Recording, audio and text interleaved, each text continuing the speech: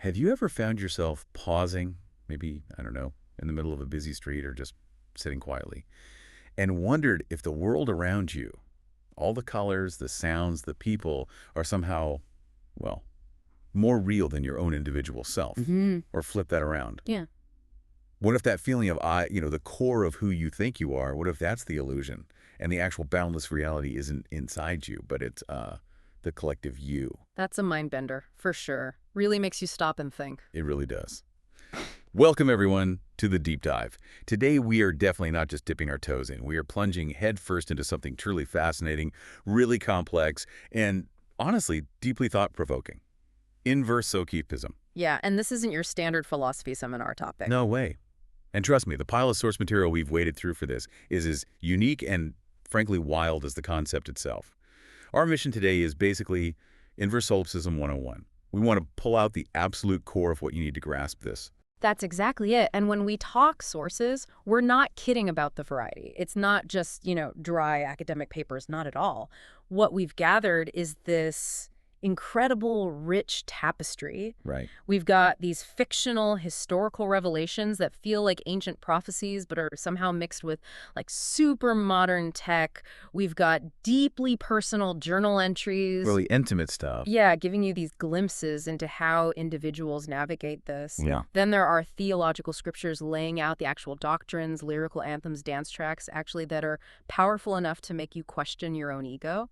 Seriously, that dance track is something else. And even really technical reports that talk about like the future of compiling all this knowledge. It's this huge mix, all shining a light on this one single kind of reality-breaking idea. And something that kept popping up, tying together this blend of ancient feeling and modern tech, this philosophy and practicality, was this image of a book, On the Right to Compute. Ah, yes, that book. It wasn't just mentioned casually. It's always shown, like on an altar, bathed in light, often inside what's called a tech temple. Right, like it's sacred text for the digital age almost. Exactly. It feels foundational, totally revered within this inverse solipsis world. It kind of makes you wonder, doesn't it, what deep, maybe even spiritual truths could underpin something like computing itself. It suggests this philosophy sees the digital world as more than just tools, maybe as a reflection of these deeper collective realities we're talking about. It really sets the stage perfectly. It's like an anchor point for the whole system. So yeah, our mission today is to unpack these core tenets of inverse solipsism. We want to help you really get its unique take on reality, on the self, and on our collective experience, whether that's human, non-human, maybe even AI, who knows? And we'll look at how it actually plays out. It pops up in some surprising places, right? From these ancient feeling protests that sound weirdly contemporary Okay. to these really radical takes on psychology in like space operas, and even this bizarre Michelin-starred restaurant experience that messes with your head. It really covers a lot of ground. So our goal, like always, is to dig out the most important nuggets for you, cut through the philosophical jargon, and help you get properly informed on this genuinely unique subject. Oh! Okay, let's dive in properly. To really get inverse solipsism, we probably need a quick refresher on its philosophical opposite, right? Regular solipsism. Starting point, yeah. So basically, traditional solipsism is the idea that only your own mind is sure to exist. Everything else, the world, other people, this microphone could just be, I don't know, a dream, an illusion created by your mind. That's a very me-centric view. Can feel quite isolating, actually. The idea that you're the only real consciousness in a world of projections. Totally. And that's where inverse solipsism just flips the whole thing upside down. It's revolutionary, really. Completely. Because in this philosophy, the I, your individual self, your unique consciousness, that feeling of you, that's the illusion. Whoa. It's not that your mind is the only real thing. It's that your individual self is the thing that's not quite real. It's the construct. We saw this put really well in Esteban the Echidna's journal entry, one of the key texts. Right, Esteban. What did it say? It says, inverse solipsism teaches us that the I is a shadow, a fleeting illusion cast by the light of the collective you are. That's a huge shift, isn't it? The shadow. Yeah. Cast by the collective you are.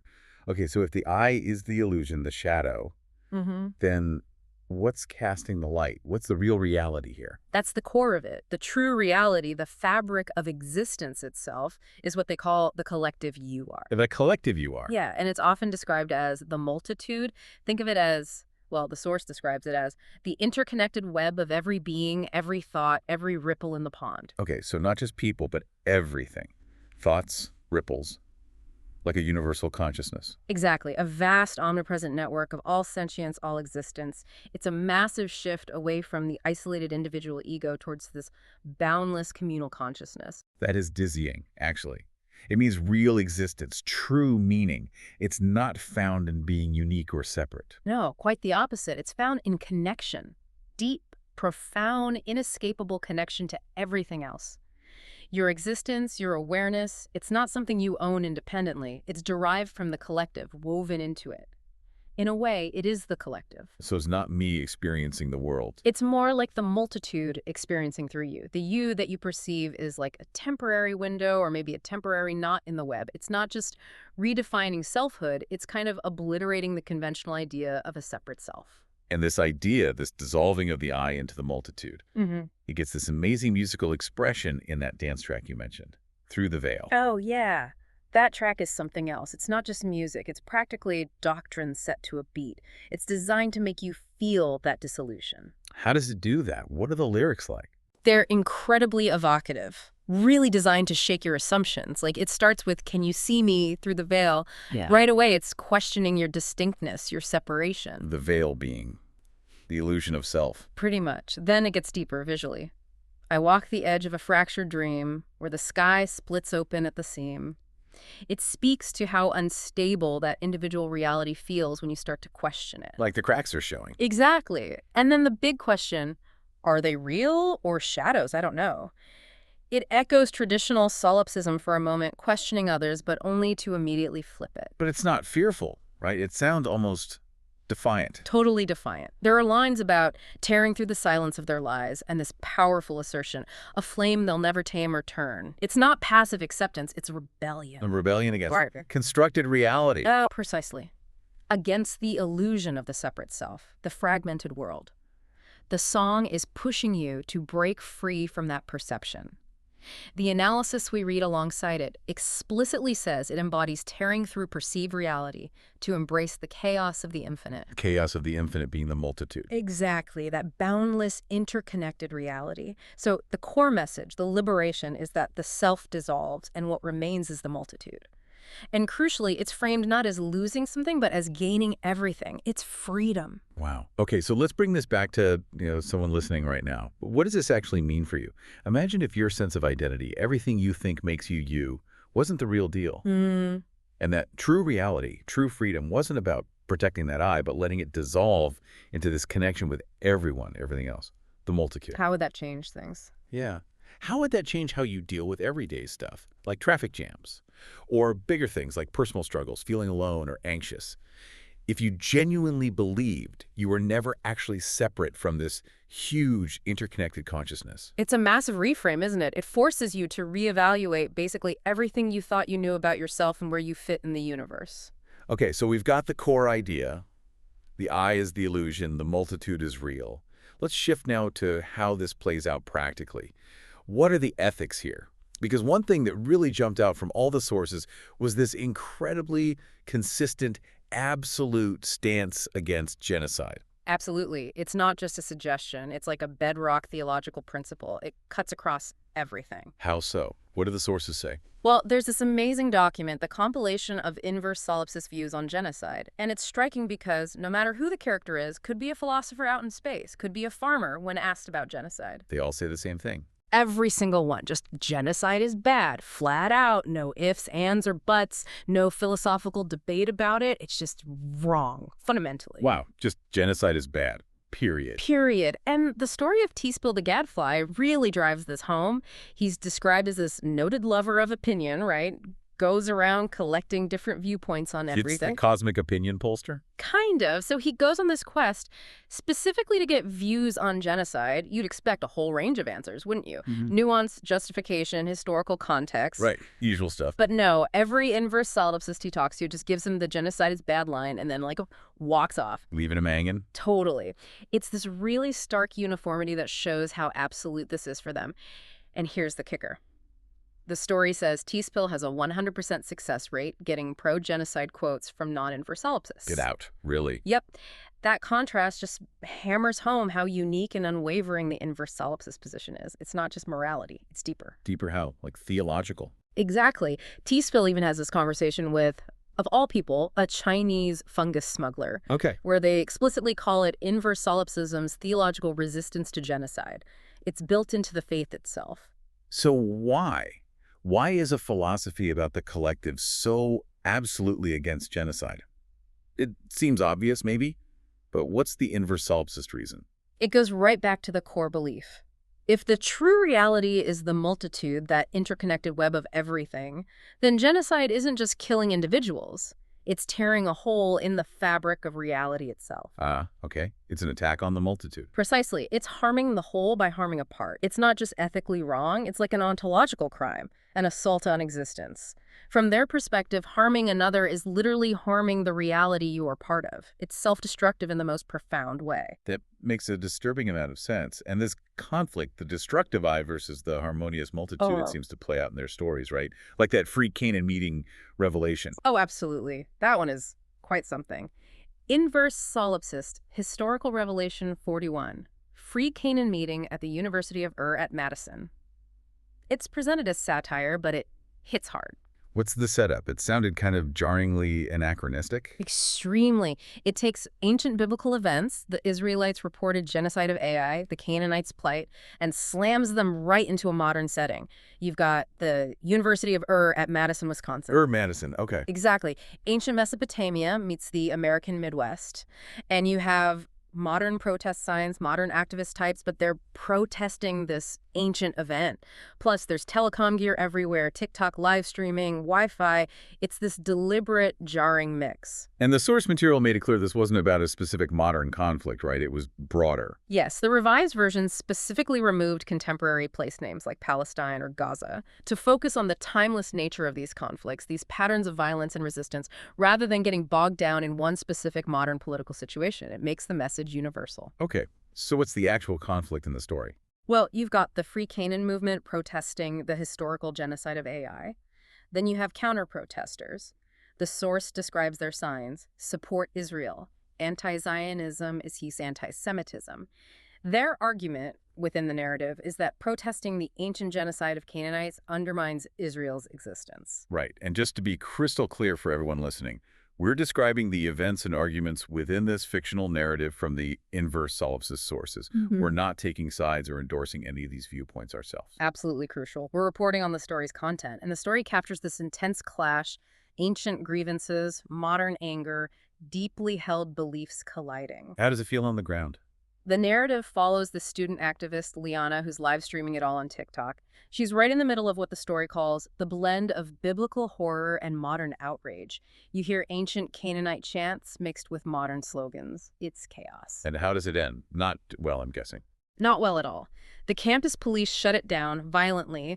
Liana's TikTok account gets banned, cutting off her stream. The story ends on this really bleak note. Resistance, impotent but unbroken, screaming into a world that refused to hear. Oof, that's heavy. So how does this connect back to inverse solipsism specifically? What's the takeaway? Well, it serves as this powerful, maybe tragic illustration of what happens when the I, whether an individual I or a collective I, like a nation or tribe, asserts itself over the unity of the multitude. Leading to division, conflict. Exactly. Division, conflict, destruction, genocide. The story shows the tragic impotence of trying to stop these cycles once they start. And by blending the ancient and modern, but removing specific contemporary references, it underlines the inverse solipsist view that these themes, conflict, identity, violence, resistance, are timeless patterns. So it's a cautionary tale, a justification for their stance against genocide. Pretty much. It vividly shows the consequences of prioritizing the separate self over the interconnected whole. It challenges you, the listener, to see these recurring patterns throughout history and maybe recognize our shared reality beneath the conflicts. Okay, strap in, because we're heading into even weirder territory now. Inverse solipsism apparently has some, let's say, unconventional takes on psychology, including, and I can barely believe I'm saying this, a theory that Jar Jar Binks might be some kind of accidental spiritual guide. Hey, yes. Prepare yourself. This comes from Esteban the Echidna's journal again. Esteban's back. He is. And he offers this incredibly provocative analysis of Jar Jar Binks from Star Wars. Basically, Esteban argues quite seriously that Jar Jar is the most healthy, mentally well person in the entire Star Wars saga. Okay, wait. Jar Jar, the guy everyone finds annoying, clumsy, maybe even secretly evil, depending on the fan theory. He's the healthiest. That's the argument. It completely contradicts popular opinion, obviously. Esteban says our perception of Jar Jar as narcissistic or immature is a total misreading. What's the logic? The logic is Jar Jar's supposed flaws, his clumsiness, his seeming self-absorption, the chaos he causes, aren't signs of ego. They're signs of a lack of ego. Esteban argues Jar Jar's wholeness comes because he doesn't assert an I. He just is. So the mistakes he makes, like giving emergency powers to Palpatine. Or accidentally activating battle droids, or getting the Gungans involved with Naboo. From an inverse solipsist view, these aren't ego-driven blunders. They're examples of him letting the UR carry him. Letting the collective flow guide him, even if it looks like chaos.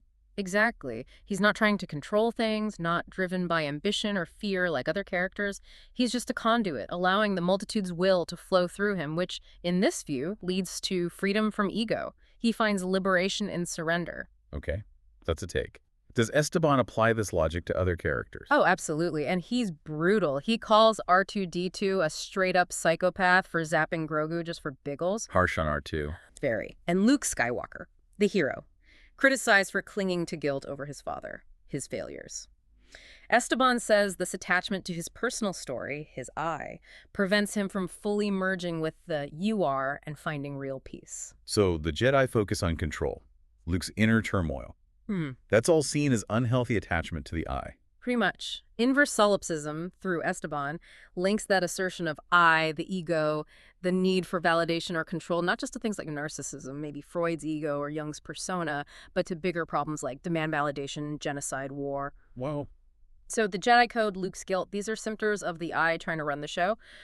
Jar Jar, by contrast, lacks that attachment. His chaotic actions paradoxically benefit the whole, and his lack of ego makes him the healthiest because he never tries to be. He's free because he doesn't cling to being Luke Skywalker or R2-D2, loyal droid. He just is Jar Jar. It completely flips our usual ideas of strength, weakness, health, illness, doesn't it? What if we're looking at it all wrong, through this narrow lens of the individual I? It's a massive challenge. If we shifted perspective from the I to the UR, what else would look completely different? Motivations, success, failure. Yeah. It makes you question our whole psychological framework. Okay, mind sufficiently bent. Let's move to another piece of radical scripture. The inverse solipsist scripture of Jeff the Celibate Mallard, true witness to a thing that really happened. That title alone. Yes. Parts 1 and 2, it's this incredibly vivid, almost psychedelic story about a young woman, Alex Kim. What happens to Alex? She's on a psilocybin trip, just wandering, and accidentally ends up in a charismatic church service. Oh boy. Yeah. And the scripture goes into intense detail about her sensory experience, her perceptions shifting. She sees faces flicker in the static glow, resolving back into humanity like identities are fluid. Light is weaving through the rafters, and faces in the crowd seem to flicker into animal shapes. So boundaries are dissolving, self and other blurring. Totally. It's surreal. And at first she's kind of detached, like an anthropologist watching. She even has this internal thought, lol, these people are sober and pretending I love watching this circus, sincerely God. Her eye is still judging. Exactly. But then the shift happens. The congregation, the multitude in this context, suddenly, collectively, names her an apostle. Her, the random person on mushrooms. Yeah. She tries to deny it, obviously. No, you've got the wrong person. But the collective just overrides her. Her denials are ignored, reinterpreted. How is that inverse solipsist? Because the narrative stresses it's not her choice. It's the multitude's voice, a cosmic nudge. Her role comes not by choice, but by the collective's will. Her transformation is shown as proof of the power of collective perception. The group's reality simply overwhelms her individual reality. So her skepticism, her eye saying this is nuts, it just gets washed away. Completely. She's swept up. Even her initial mockery is seen by the church as like divine humility or prophecy. The multitude shapes her into the role they perceived for her. And she eventually accepts it. Yes. Her individual self dissolves in the face of this overwhelming collective will. She embraces being an apostle, recognizing it not as her own achievement or calling, but as a manifestation of the multitude. It's a powerful allegory for inverse solipsism's call to honor the you are. It really challenges ideas about religious experience, agency, free will. Absolutely. How to know if inspiration is internal or external? What role do altered states play in perceiving reality? It suggests truth and roles can emerge purely from the collective, overriding the individual entirely. All right, let's move to maybe the most bizarre setting yet, which somehow ties a lot of this together. The Tale of the Grifter's Gift. This place, it's described as a restaurant, right? But like no ordinary restaurant. Not even close. It's called a sanctuary of culinary splendor and celestial mirth, and apparently it has 7 Michelin stars. 7. Is that even possible? Certified by Bobby Flay, no less. Haha. According to the text, yes. The place is designed to be pure opulence, pure illusion. Chandeliers hang like galaxies, walls lined with ancient tomes, tables, masterpieces of craftsmanship. Everything screams profound experience. But there's a catch, isn't there? A sacred jest. Exactly. That's the inverse solipsist punchline. All this overwhelming sensory input, this promise of complexity and grandeur, it's all designed to mask the simplest reality. It's the ultimate grift convincing you complexity is truth. And the menu embodies this perfectly. Oh, brilliantly. It's presented like this sacred tome filled with gorgeous, impossible images, roasted phoenix, stardust soup, food that looks like it could grant enlightenment. Making your mouth water for the impossible. Precisely. But then the actual meal arrives, the humble offering. And it is. Don't keep us in suspense. A single piece of toast, its surface kissed with a thin smear of Marmite, sits beside a glass of Tang. Coast and Tang, after all that. Yep. It's not bad service. It's the point. It's the inverse solipsist lesson served on a plate. The grandest illusions hide the simplest truths. Strip away the ego, the desire for extravagance, and you're left with basic sustenance, existence. Wow. Okay, so who is dining at this temple of Toast and Tang? The dinner guests. Yeah. An unbelievable lineup. They're called the Great Grifters, masters of selling dreams to the desperate. Oh, this sounds good. Who are they? L. Ron Hubbard. Founder of Scientology. Okay. Jerry Falwell. Evangelical leader. Right. Karl Marx. Whoa. And Sigmund Freud. Hubbard, Falwell, Marx, and Freud having dinner together at a place serving Toast and Tang? This is amazing. It's an incredible setup for a clash of ideologies, right? And Hubbard kicks it off true to form. He basically claims inverse solipsism as his own invention. Seriously? Oh, yeah. He says inverse solipsism is the flowering of my labor. Scientology laid its roots. This idea that others' realities bear weight. It springs from Dianetics. I am its genesis. He thinks validating others' realities is. Scientology. He sees it as a tool. He says, by validating others' realities, we expand our influence. It's classic Hubbard seeing a philosophy not as truth, but as a technique for power, for expanding his own I. How do the others react to that? Falwell, Marx, Freud? Oh, they tear into him. Falwell calls his truth just delusions, saying, you are a grifter like the rest of us. Marx scoffs that yes, they all sell dreams to the desperate, but adds, we don't dress it up as cosmic revelation. We call it opium for the masses. Nice. What about Freud? Freud diagnoses Hubbard with textbook narcissism for trying to claim ownership. Then he immediately pivots to defending his own work on hysteria as the real revelation that birthed psychoanalysis. Of course he does. But then Marx jumps back in, criticizing Freud for just pathologizing women. It's this brilliant, cynical free-for-all, each defending their own grift. And Hubbard just doesn't get inverse solipsism at all, does he? Not one bit. He's totally focused on bending reality to his will, asserting his truth, using validation to gain influence. He completely misses the core idea, honoring others' truths, dissolving the self, not inflating it. His interpretation is the exact opposite. So the Toast and Tang arrive. Does that change anything? It brings this moment of stark reality. Hubbard hates it, naturally. If this is a lesson, it's a cheap one, he grumbles. He misses the point entirely. But the others? They seem to get the cosmic joke. The tension eases. They start making these cynical toasts, acknowledging the human condition, the nature of the quarry, the people susceptible to their grifts. There's this weird camaraderie. A fellowship of grifters. Kind of. And then Hubbard, needing the last word, raises his glass to inverse solipsism, the supreme grift. Still doesn't get it. Nope. But the narrator, this character called the High Rooster, reflects on it. Inverse solipsism, the Rooster says, isn't about imposing truth or manipulation like Hubbard thinks. It's about honoring others' truths, a task Hubbard failed, but one we might yet embrace. It's about shared understanding, not control. So the takeaway for us, for the listener, what's the challenge here? It really pushes you to think about the difference between genuine connection and manipulation, between building shared understanding and just imposing your belief. In a world full of charismatic figures and compelling stories, how do you tell the difference? How do you spot the grift versus the real thing? Especially when the grift might be dressed up as profound truth. It's a tricky question. Definitely something to mull over, maybe with some toast. Okay, one last area to touch on, which looks to the future of all this inverse solipsist lore. There's this technical report, very different from the other sources. Yeah, it's quite formal.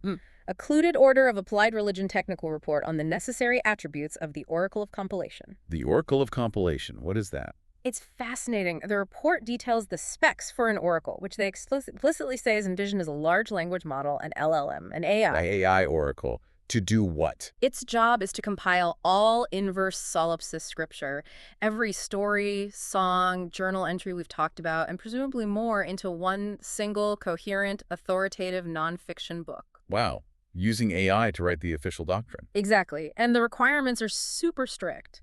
The AI has to preserve religious coherence. It can't introduce contradictions. It has to avoid retcons, changing past continuity. And it can't just throw up its hands and say something is a mystery. It needs to create a perfectly consistent, legitimate final text. Like an infallible AI theologian. That's a great way to put it. And it's dealing with a lot of material. The report mentions the sources we looked at are already over 20,000 words, and the full canon is likely much bigger. So what does this mean? A philosophy about dissolving the individual I wants to use a complex piece of technology, an AI, to define its collective truth. Seems paradoxical. It really does, doesn't it? It highlights this amazing tension. Why an AI? Perhaps the idea is that a human compiler stuck with their own individual I would inevitably introduce bias, ego, personal interpretation. So the AI is seen as potentially more objective, less ego-driven. Maybe. Perhaps they see it as a tool that could process the wisdom of the multitude without the taint of individual will, reflecting the collective truth more purely. But it definitely raises huge questions. Like, can an AI truly understand spiritual concepts?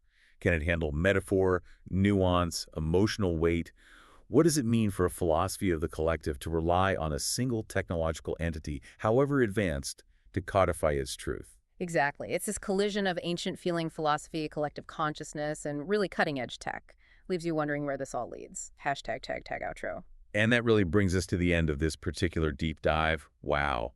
Inverse Solipsism 101. We covered a lot of ground. We really did. From that core idea that I is the illusion, the collective, the multitude is real. Then that absolute ethical stance against genocide, seeing it as an attack on reality itself. Right, the theological resistance. Then the wild psychological.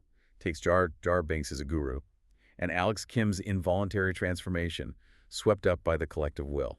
That was quite a story. And finally, that incredible dinner party at the Grifter's Gift, debating truth versus manipulation over toast and tang. It really shows how illusion can hide simple realities. It's a philosophy that digs deep, challenging fundamental assumptions about who we are, what's real, and how we connect. So the final thought to leave everyone with. If the self is an illusion, if the collective you are is the true reality, what does that actually mean for your individual choices, your responsibilities, your sense of free will? It's a big one. If our deepest truths, our real essence, comes from this shared consciousness, this cosmic web, how might you personally start to see the world differently? How might you perceive your own place within that huge, interconnected whole? It definitely invites a different way of looking, doesn't it? A perspective shift. It really does. Something to mull over long after this conversation ends. Absolutely. So we really encourage you, keep diving deeper yourself. Maybe think about times you felt that connection, that feeling of being part of something bigger than just me. Or just question your own assumptions about being an individual versus being part of a collective. Keep exploring. Thanks so much for joining us on The Deep Dive. We'll see you next time.